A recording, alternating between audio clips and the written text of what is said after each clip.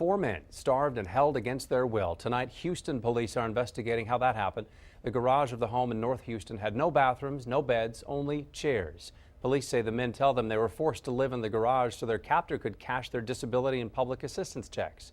The men range in age from 50 to 80, and officers say they may have been homeless and lured in with the promise of cigarettes and food. Police say one person has been detained but not charged. And the horror of what happened in Houston only ended when police say an alert neighbor saw a man through the window of the house. He was gesturing for something to eat. Local advocates for the elderly say they're equally shocked and say we all have a job to watch over some of our most vulnerable neighbors.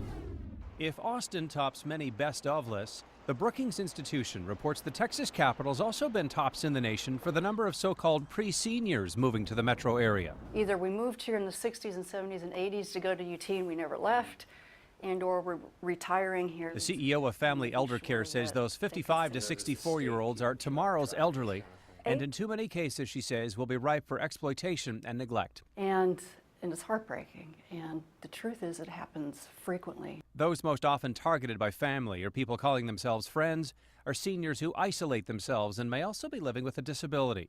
In the Houston case, it appears no one was around to protect the men from an alleged predator who was after a government check. Seniors advocates urge those of us who are still young in society to help seniors break the pattern of isolation. Be brave about it, introduce yourself, say you're there to help, and they can probably help you in some way. She says that way aging adults on your street or down the block will have a fighting chance at more dignified golden years. My biggest fear are there people who are experiencing this right now in different ways, and we don't know where they are or who they are. We can tell you Family Elder Care, for one, offers seniors help managing their money. The charity's even authorized to receive Social Security and Veterans Association checks on behalf of their clients. We've got a link to their programs with this story for you right now at kxan.com.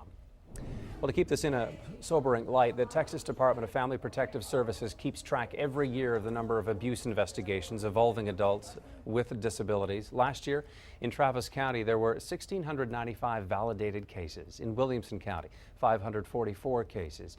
In Hays County, Adult Protective Services looked into 120 cases of abuse, and in Bastrop County, 171 were investigated.